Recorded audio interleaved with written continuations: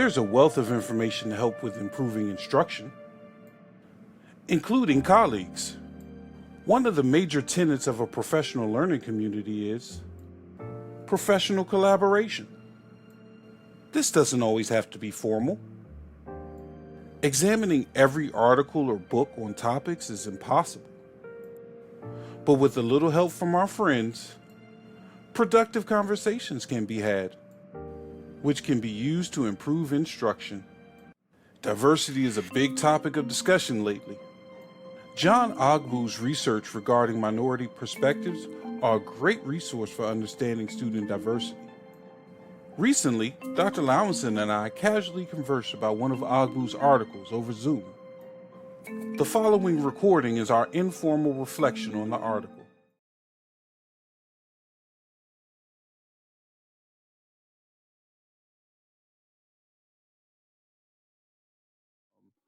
This is Voluntary and Involuntary Minorities, Cultural-Ecological Theory of School Performance with Some Implications for Education. Okay. All right, so I'm going to give you the floor. Talk to us. Talk to me, rather. What'd you think? Okay, so I mean, like I told you earlier that I think that these guys, I think that they're onto something with what they wrote here, and I was kind of surprised when you said that a lot of people did not, that the academic world, you know, Mm-hmm.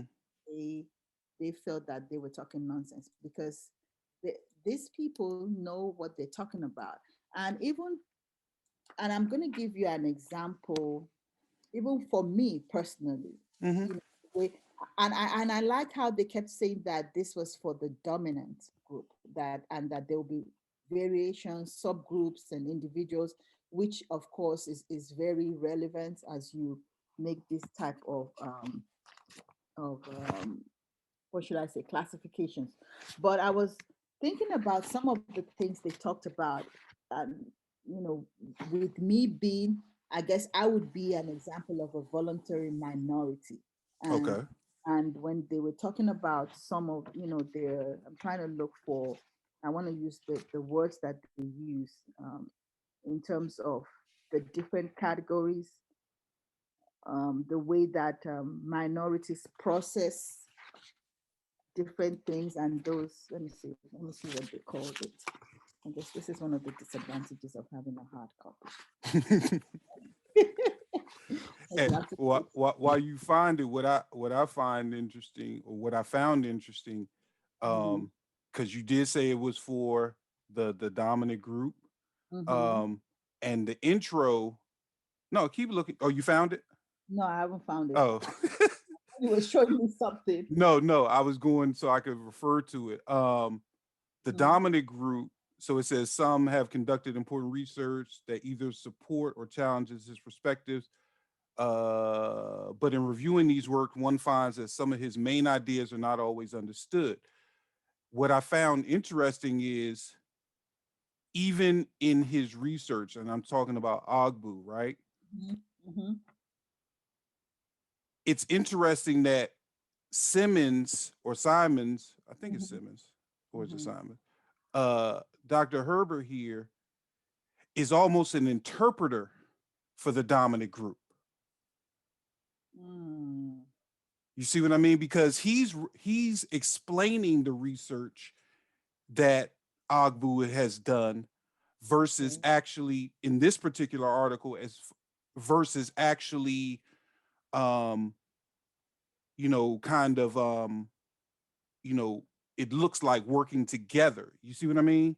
Yeah, I kind of got that impression too, because and it even says that in the objectives, if you look at the top part where it says that it has three objectives, and it talks about it's describing Mm, Ogbu's classification and explaining his theory um, of um, of minority school, his cultural ecological theory of minority school performance, So yeah, I did get that sense too, that this was more of about him explaining, what this almost telling us this is what Ogbu meant by his research. This is this is this is Ogbu's purpose for doing this research. This is what he meant, interpreting, I guess to people who didn't understand what this man was doing with his research. But to come back to what I was trying to say earlier, you know how he talked about the different cultural models of interpretation and responses to US society. And for me, that is on page 169. I don't know where that would fall on for you. And it was Okay. talking about that the ways that members of a minority group on understand, he called it ways that members of a minority group understand or interpret their world and guide their actions in that world. So that is what he called the cultural models. And within that cultural models, he had like four frames of reference. He talked about the folk theories of making it. He Mm-hmm. talked degree of trust of the white people.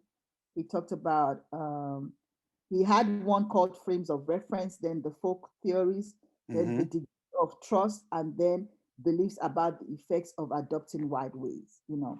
So, Gotcha.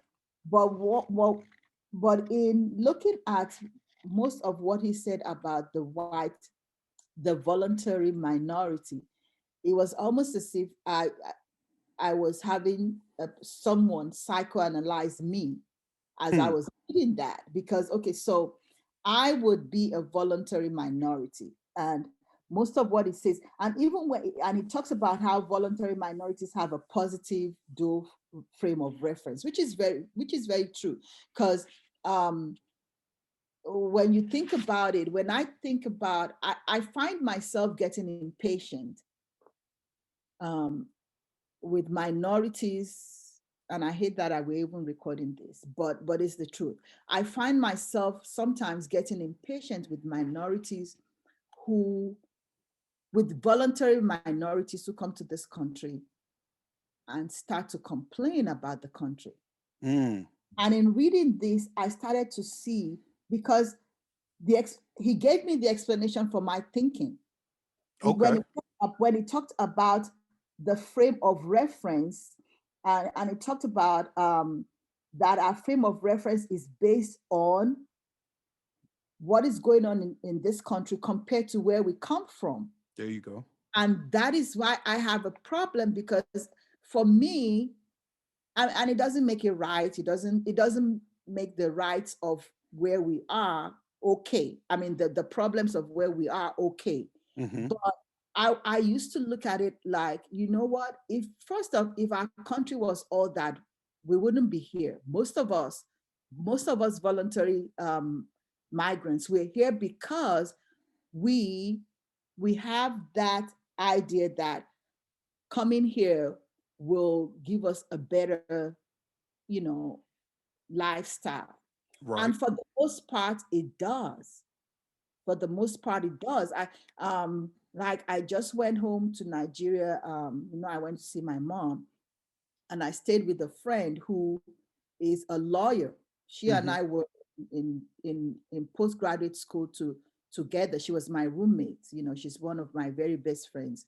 So she's a lawyer. She has a master's degree. She has her own law firm because her father was a lawyer.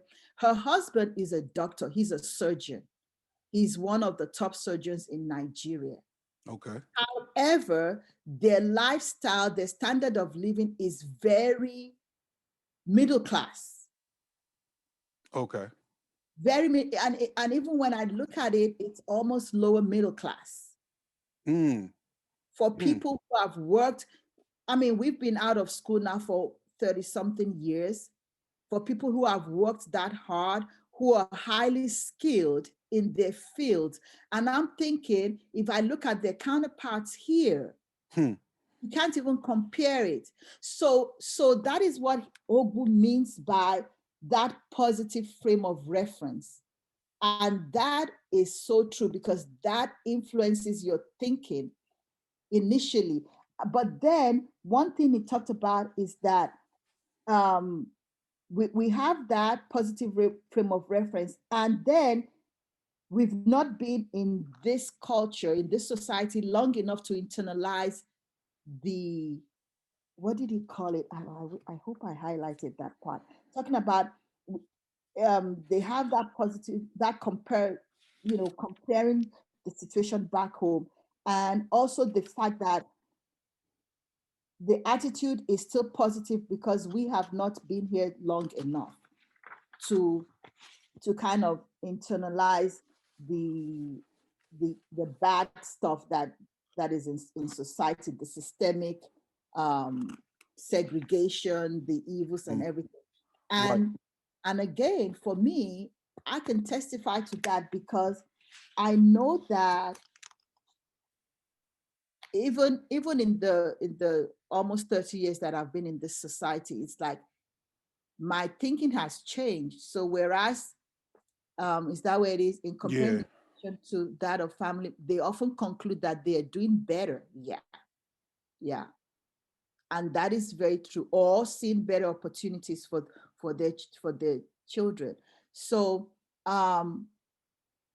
Here it is. This is what you were talking about. yes, You don't yes. get to, you don't see, because you attribute it as you're not against me because of the color of my skin or anything. You're against me because I don't speak the language clearly, this, that, and the other. So you don't Mhm. even get to the point where you Of experience.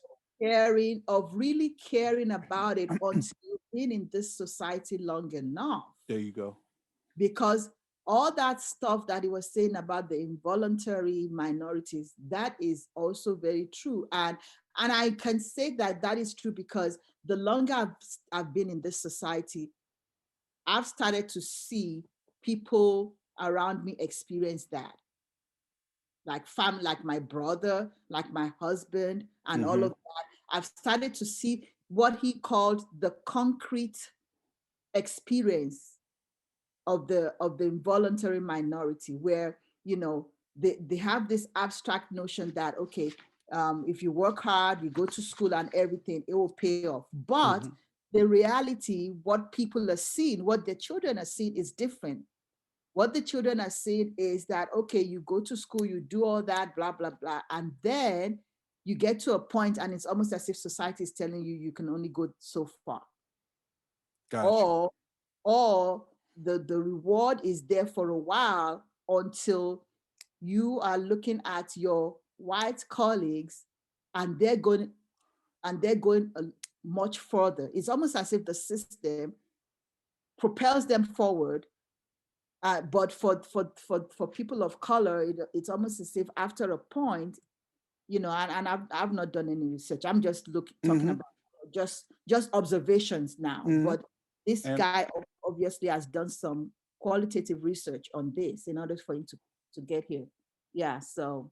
so, like, so what's interesting is for the non-voluntary, our perspective, and it's not conclusive, but the perspective is a little different, where one, we don't have a home reference. This Mhm. is it. Yes. So there is nothing to compare it to Yes. other than present day, where we compare it to past conditions. Mm. You see what I Mm. mean? So our point of reference isn't, back home, it's back then versus Yeah. back home. Yes. And that's a little differently skewed. But what this section talks about, Mm-hmm. we don't attribute, because we've been here, we don't Mm-hmm. attribute the hindrances to foreign status or immigration or anything like that, because we can't. We Mm-hmm. attribute it to what we know to be true, as far Which as systemic racism, you know, systemic, yeah, the systemic barriers that hold people back. right. Yeah. And Mm-hmm. we've already seen that ceiling, if you will. Mm-hmm. And what Ogbu refers to, it becomes a situation of what's the point? Mm-hmm. Because Mm-hmm. he and what's interesting is, one thing about the involuntary, I mean, the voluntary that he speaks about is the culture. So, for example, when you reach that plateau, right, Mm-hmm. it is possible for you to connect with your culture, your other Nigerian brothers and sisters. I know it's separated here, Mm-hmm. but but your Yeah. other, and have a community that supports you. Mm-hmm. You know what I mean? We're all experiencing the same thing. I'm struggling, boom, boom, boom, and you can celebrate in your culture and get remotivated or rejuvenated. Yeah. Yeah. For the non-voluntary, there's really no culture other than what has been established here, which is tainted. You see what I mean? So even some of our past traditions are tainted because they were created under a condition of oppression. Mm. Does that make sense? So it's like even when we pull on some of our past heritage, it kind of gets skewed because it was created under an oppressive. So there's still some little tainting to it. So it doesn't always benefit us. But Mm. ultimately, whether voluntary or non-voluntary, we reach the point where society says, okay, you're either going to fully assimilate or you're going to maintain that culture, Mm. you know. Yeah. And for African Americans, I think it's more dynamic in the sense that because we don't have a long tradition of culture, if you will, Mm-hmm. once you assimilate, it's almost like, it's very difficult to hold on to that. Where for Nigerian, you can, you have a country that embodies your culture. Mm-hmm. That you can go back to, Right. And boom, boom, boom. and get revitalized, and get, just re-immersed in that, in a way that you don't lose you don't lose everything. And yeah, that makes sense, because when you've been away for a while and you go back home, it's like your eyes are opened again to And those aspects of your culture that are positive, that you want to hold on to. And you come back, and you kind of make some concerted efforts to work on that. I think uh, one point that he made, where he highlighted, no matter what the minority, involuntary, voluntary, for some reason, the dominant culture can have different points of views, perspectives, blah blah blah, different types of people. For mhm, some reason, minorities are viewed as this collective, one size fits all. And even our conversation right now, like, somebody could take what we're saying and say, yeah, oh, they're trying to represent, he's trying to yeah, represent the African Americans. No, he makes the point that they don't believe the same things. Not everybody believes the same things or acts in the same way, mm, but for some reason, even in research, and when we talk about diversity and this, that, and the other, it's this capsule. Like, you have to fit into this capsule of what a Nigerian is, or what a Ghanaian is, or what an African American male is. You know what I mean? Well, this is how mhm, you approach them. mhm. I and thought, mhm, and he does a little bit of that here. yes. Yeah, he does a little bit of that here. But yeah. And I guess to an extent, even when we talk about the whites, and the white majority and all that, I think we're still putting all of them together, Mhm, in a way. But and that's why I like the term that he used, the dominant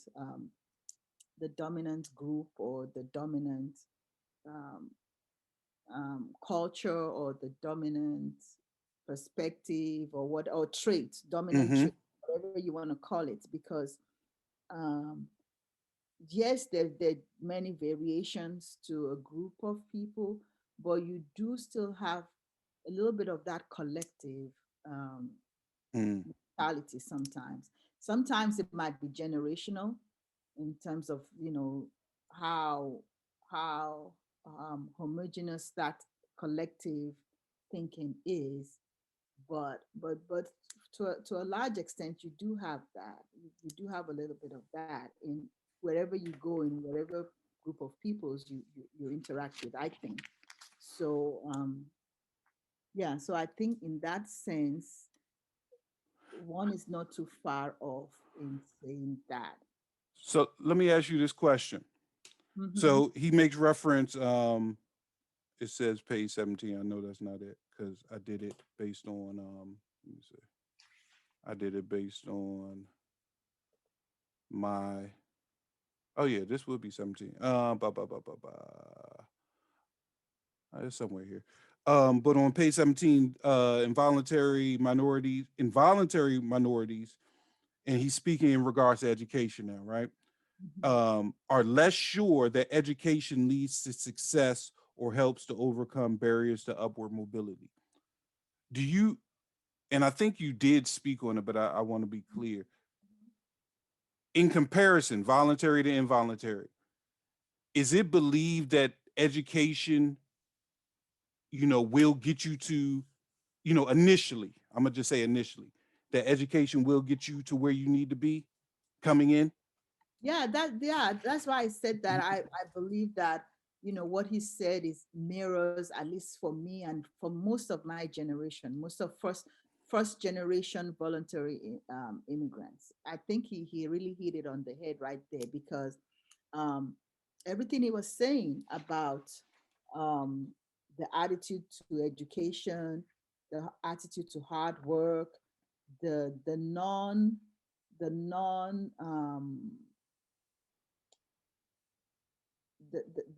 attitude to even the systemic limitations, they're all true where for most people who are new, because really you have come with that positive frame that when you come to this country, that you're coming here because there are better opportunities where you're coming from, Mm, right? mm-hmm, So and so you have what he called the tourist frame of mind. hmm, So coming here as a tourist, and I'm looking for the attractions. When you're a tourist, you go somewhere and you're looking for the attractions, right? And you want to get as much of that, of all those places as possible. So I think that is what he meant by the tourist, that tourist frame of mind that the voluntary immigrants have. So if I didn't speak proper English, it becomes something that I wanted to acquire, because in schools, that is what I need to be able to access the education that I need to be able to get the good job that I want to be able to. And I believe that if I go to school and I get the job, then I can get a piece of the American dream. I can buy my own house. It's accessible. All I have to do is make sure that I have good credit. So mm-hmm, all those strategies that he talked about, that the whites have set, it's like this is their system, mm-hmm, and I agree with that. So they have all these strategies. You have make sure you have good credit. You make sure that you don't even have to have cash, but you have good credit. You have access to funds. You can do this and this and that. And so the voluntary immigrant sees that at work. hmm, For the most part, they initially, when they first come, they see that at work. They go to school, and and I'm thinking, for the most part, especially these days. In the past, the generation before me, they would come here, maybe as students, go to school, get a degree. I'm thinking now of my in-laws that are older than me. Most of them, they schooled here, got a degree here, and for those who didn't go back home, they got their degree and they get jobs. And for people who came here with degrees, they at least they see that, okay, if I want to really get into this system, I need to get something in addition to what I have to make what I have work in this system. And they see that as they get all this education, it does open doors initially.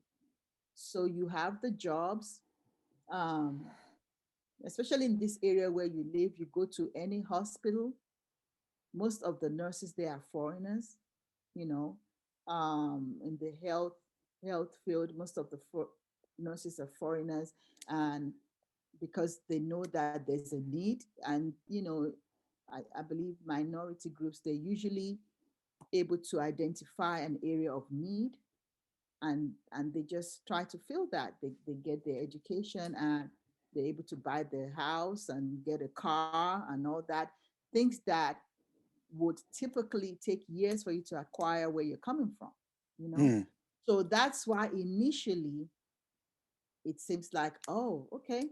So they have that positive frame, and that influences how they raise their children too. Okay, if you go to school and do XYZ, you'll be fine. The only difference now is that maybe as they're staying longer, like he said, in society, they start to now experience what their colleagues are. You see, because like I heard somebody say that was a young lady that had like a blog, um, really young person, and she was talking about how Africans, not African Americans, people of African descent, like the voluntary immigrants, that they kind of separate themselves from the issues of race. But she said something that really struck with me, that you know what, when that white officer stops you in your Mercedes Benz, they don't care that you have an accent. They don't even want to know that you are from Africa, that you were not brought here on your ancestors were not brought here on a slave ship. All they see is a black guy, and as far as they're concerned, it doesn't matter. You're mm, black and you're under the same category. So after a while you've been in this society, you start to experience a little bit of that. Then that is when the color, it starts to shift a little bit. But at that time, by then, you've already tried to raise your children with that mentality that all of this works. These strategies that work for the white middle class is going to work for you. And I think that's where the second generation, the first generation Americans now, because the immigrants weren't born here, then they start to maybe mirror a little bit of the involuntary, because they begin to see a little bit of the discrepancies between the abstract that you're talking about and hmm. the concrete, the reality of, Okay. of what's really going on. Yeah. Okay. So I'm looking at so I guess conversely for African Americans, at one point at one point there was this focus on, education as a means of, obviously, you know, changing conditions Mm. um for the African American. But then there was also and I'm talking, 60s, 50s, 60s, Mm-hmm. way past, slavery and Jim Crow.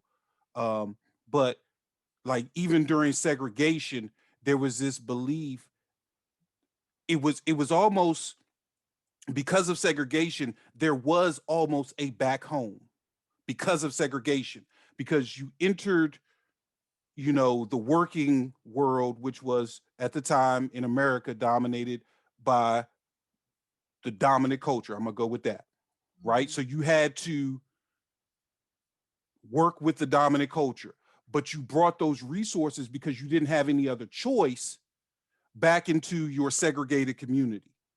Mm. Does that make sense? So that segregated community was almost your back home, because you're saying that's for the African American, that was the point of reference. It's like, okay, this working world provides opportunities, this, that, and the other that don't exist, Yes. quote, back home in my segregated community. Yes. The Yes. the crazy part was what some African Americans were able to do was because they were in that segregated community, it's almost the equivalent of what many voluntary minorities do, where they're taking the resources, they come to America, they get the education, resources, and what do a lot of them do? Send it back home to make the conditions back home a little bit better Better. for, right? Mm-hmm. And so if you notice, well, if one looks, that's what segregation forced African Americans to do during that time period, which built up these small, what the Black Wall Street, the Fort Lauderdale community, where you had these thriving Black communities where it was almost like a world inside of a world where you had your doctors, you had your law. It was self, fulfilling. Mm-hmm. Mm-hmm. But then we had that. Then it became an extraction. Now, don't get me wrong. During that time period, you did still have some of those that wanted the full-on dominant culture experience, didn't want any association. Don't get me wrong there. But Mm-hmm. you also later 70s, 80s, you have this um, extraction and Mm-hmm. separation due to desegregation, where because of desegregation, it removed that separation and said, okay, everybody come together. Well, your only choice now is to comply with the dominant culture. Mm-hmm. You see what I mean? Because now you have this mixing, but you don't control anything as far as the mix is concerned. And I think that's really the problem. Because if you look at um, one of his earlier charts, the figure, the white treatment or collective problems faced by minorities Which was one is very, that? The very first chart uh, or the second one? he calls it figure two. Okay. Okay. Yeah. I don't even know if I can flip this. Let me see. It's figure two, so it's the This second. one, the Uh-huh. subsequent discrepancies. Uh-huh. Okay. Yeah, So, unfortunately, I can't flip it. Well, oh, you're able to? I'm pretty sure I could. I mean, there's a way to. I just, at this very moment, I don't have the wherewithal to do it. Let me Okay. see. So, but I have mine open. Okay, go ahead. Yeah. So this chart was very sobering to me. It's like when it talks about the like the instrumental, like the instruments of. So to me, it was very eye-opening. It was even almost scary because when you talk about an instrument, you're talking about something that is very deliberate, something that has been forged, created to do a certain job. And so when he was talking about the instrumental in terms of the the the treatment, or I for me, I would call them the systems that have Okay. set. So when he talked about the economics, so such as the job ceiling, exclusion from mainstream status, mobility system, and you see that in so many areas, even something as simple as access to funds to be Hmm. able to do certain things. And then you have the political, legal, and related barriers. I mean, think about I don't know if you saw the recent video about the lieutenant that was in the lieutenant that was stopped by two Caucasian Mm, policemen, and right. one was not even, anyway, let's not even go there. Anyway, so and so for that, I'm thinking about the it's almost as if in looking at the way that young man was treated, despite being a lieutenant, all I could see was that this was just a deliberate um, act by these two officers to put this black person in his place. Mm, That's all that was. That, you know what, we are the law, and we're going to humiliate you to remind you of your place. And that is all those officers were doing. Because when you think, when you watch what happened, and this guy, first off, you're trying to stop someone, and he moves to a well lit place. Mm-hmm.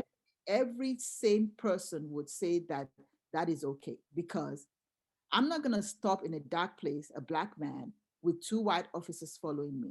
He moves to a well lit place, stops his car, and you go crazy because he had the audacity not to stop, and he's telling you, okay, what is the problem? Why did you stop me? And you're telling him get down because you wanted him to lay prostrate on the floor, just for the power show. And I was just watching, and that is what I meant by, you know, initially when I first came to this country, of course I didn't have all of that. So everything was positive. Mm-hmm. But the more you are in the society, and you begin to see all those little things, and then you're thinking, oh my goodness. So when it was talking about the instrumental, the political, the legal, all of that are barriers to to people, to these minorities, to minorities in this country, especially the black minority, because the other minorities, um, they're so adjacent in terms of their color that sometimes they get away with, they're able to pass, and they're able to um, get some of that benefits just because of the fact that they're adjacent in their skin color Mm-hmm. to to the to the power, really, you know, the I, w- majority. I want to jump back real quick Hmm. to the to and relating it to. So I want to ask this question. So the movement from, okay, so the movement from the initial stop area, or the reluctancy to initially stop, Hmm. versus which caused the frustration or Hmm. the animosity Uh-huh. because the person moved to a well-lit area, right? Hmm. And you made the comment, common sense says that's what I do. Yeah. But I'm wondering if, and I'm not justified by any means, but I'm asking the question, Hmm. does the is it possible that those officers and others, not, we're not going extreme case, but they suffer from what Simon describes in the beginning of this article. They don't even understand that. That's it. That's You it. see what I'm saying? Like, To them, you not stopping when I ask you to stop is you flouting my orders as an officer of the law. right, That to right, them that's what it is. But this young man, based on societal history, he knows better right. than to stop right there. And I'm sure those officers, if you told them that they were racist, and if you told them that they saw the black people as less before this incident, they may have told you no, because their abstract thinking tells them, no, I'm not, I know better. But their true color came out when this young black person dared to question them So it's and the say, interpretation of the behavior. yeah, because So to them, how dare you do this? But, you know, he dares to do that because he knows better. so okay, let's, and we might not even get to education in this one, but I'm wondering if that is similar to what happens in the classrooms, where interpretations of behaviors are misinterpreted simply because there's a disconnect Mm. between the person doing it and, you know, I'll give you a perfect example. Like right now, I'm moving my hands, I'm talking, whoop, whoop, de whoop. There may be a little bass in my voice when I try to make a point. That's interpreted from me to others may interpret that as aggressive. You know, aggressive and agitated. Yeah. And if you put and if like it can't be seen here, but you know, I'm 6'3". Mm-hmm. So if I'm standing up and doing all of this, it can be really you know, but the perception is skewed because possibly, you know, all your preconceived notions about people such as myself come Mm-hmm. into play. You know what I Mm-hmm. mean? Yeah. You know, Yeah. I don't want to get, if he gets too upset, he might. I'm just passionate about what I'm talking about. So I'm wondering how do we, and like I said, we may not get in deep enough, but I guess my question at this point is in regards to this information that's presented, because we're talking about this article was published in 1994. He's referencing information that Ogbu was doing in the 70s, and it's Mm-hmm. 2021, and we're still talking about the same thing. Same thing, the same thing, and we have more relevant examples to show that not much has changed. What probably has changed now would be the players. So the the those voluntary immigrants that he interviewed back then, their children are probably looking at them, probably thinking more like involuntary immigrants at this point Mm, because of all the stuff that has happened in society. Um, but yeah, that not much has changed. But to bring it back to, I guess what you were trying to do is, bring it back to the issue of education I and mean, we don't have to because I really think that to try to like cram everything into this is too much. Like this one article by itself like opens so many like so yes. we can just go wherever. Um, and it doesn't, but go ahead, I'm sorry. Yeah, so I know that he was talking about how in terms of pedagogy that this article doesn't pretend to give like much pedagogical um, recommendations, Mm-hmm. say, but he does have though, but he did have some, I don't know, let me see what he called it, but he had some implications Okay. Da, da, da, da, da. for pedagogy in here. Um, that section where it says what teachers can do in the back. So and I thought it was interesting that the first thing it started with was building trust. Mm, Um, that since involuntary minorities come to school with an ambivalence about the value of education and about conforming to the demands of a white institution, building trust needs to be the first priority of teachers. You know, and this idea of building trust is not for me. I don't think it's really a trust in the teacher per se, but in the education, in the value of the education, in the fact that all things being equal, this this is still this is still valuable. You mm-hmm. you can still do this. And I think for me, one of the ways, because I was thinking about that, one of the ways that, oh, he does, one of the ways that one can actually build trust would be, and I mean, this might be kind of messed up, but when you think about when you give your students, when you give your students that opportunity to first off, build trust in you, but showing them how invariably, although there might be some issues and there might be barriers in the way and so on and so forth, that the education is still something that has more value than not.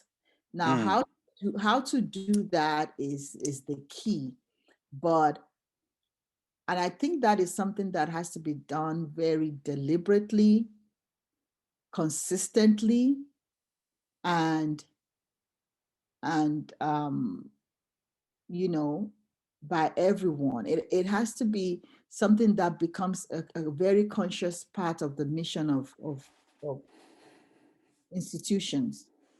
Because if people are, especially when kids are really young, to kind of to begin to show them, and maybe to not shield them from the other areas, hmm, but to expose them to all these other areas of, when it was talking about the reference of making it, the idea of making it, and all that, to show them that all these other areas or avenues to make it, but to begin to make like very concrete comparisons. Because I think that one of the things, one of the greatest um,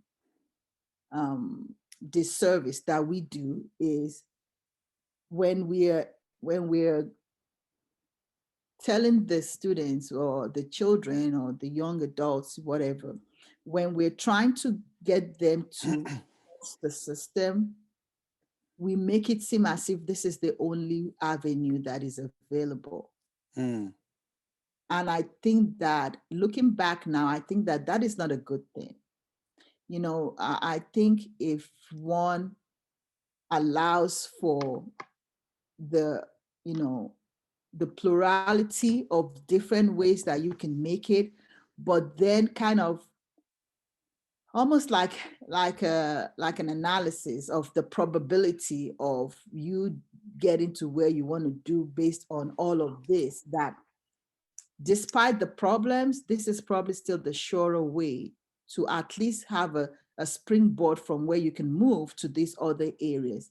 But I think what happens is that we focus more on that education part, the formal education, which really is run by, the whites. The institution is very Caucasian, so, and then by the time the kids start to see the other areas, although social media makes it so that they come in seeing all of this right now, but we keep acting as if it doesn't exist and just pushing the education part. And I think maybe one of the ways to build trust would be to address all of that just But up. you're okay. But okay. So in doing that, would you agree that that would empower the student to take more ownership of their learning? Yeah, I, I, Okay. I So think. my question is, if the if a dominant culture is in Mhm. control of the education, Mm, why or what motivation is it for them to empower those that do not have power? that's the thing, and that is the real problem. That is Okay. the real problem, because they don't have any motivation. And just like we were talking about, they don't even understand that the problem exists. They really don't. Um, they see it as, oh, I'm sure if people watching us, if this ever gets out and some white professor somewhere watching us, they're gonna say, "What do these people know?" Because they don't, like we were explaining about the perspective in terms of those officers and that African American or African Latina officer, their their worldviews are so fundamentally different. Now, that officer was under the erroneous um, impression that because I've played by the rules. I went to school. I'm an officer, first off. I'm an officer in the U.S. I'm an officer in the U.S. whatever it is. Secondly, and thirdly, I am wearing my uniform right now. So it's not just my word. Mm-hmm. The symbol of my being part of this society in a way that should matter is on me. So he was under that erroneous impression. And that is the concrete as opposed to the abstract that Ogbu was talking about. Mm-hmm. So the abstract, it's telling him that you've done all of these things. Your education should matter. But the reality is showing him that there's a ceiling to that education. I There's can still still make parameters. I can still make you eat the dust on any American highway if I want to, because I am the dominant group here. And, and I guess when stated so bluntly and so uh clearly, it gives this negative connotation Mm-hmm. that, you like you said, leads to a refuting of no one thinks like that, blah blah blah. But Mm-hmm. it's almost like you don't even know.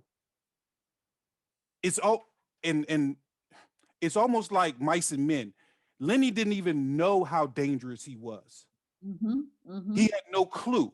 He Yes, just thought that, yes, I'm just yes, doing what I do. You know what I yes, mean? yes. So even if you don't have a malicious intent, Mm-hmm. you don't even realize it's still detrimental, but you may not even realize it. So even if the police officer wasn't racist and malicious and what have you, just Mm-hmm. the actions, with, like you said, with my badge, with my uniform, and my perception of my power, blah blah blah, and I act in this manner, even if I'm not being malicious, Mm-hmm. it's still going to have the same impact. Yeah, yeah. How dare you think you can do that? And no matter your explanations, point, Excuse me. I no longer see an officer. I just see color, and all I see is another black guy who may be a cokehead. And he even went as far as when the guy was saying, "I am an officer in the," and all that. He was like, "So what are you, a corporal?" To Oh, what? him, a cop. He asked him. He said, "What rank are you? Are you a corporal in the, or what? Oh, What oh, did they?" okay. And the guy was like, "No, I'm a second lieutenant." And for me, I guess the way my brain thinks, even that statement is so heavy, because here you're going to, because it's black, all of a sudden he has to be at the very bottom of the hierarchy. You didn't even think to, because this guy kept saying he was an officer, but you still call him that. So whether you know it or not, whether you even recognize it or not, you have that in you. And when you think about the fact that you have a lot of this dominant group in education, they're the ones in control of education, the policymakers, Mm-hmm. and not only that, they're the ones in the classrooms. So it's just interesting. All right. Well, let's pause there. I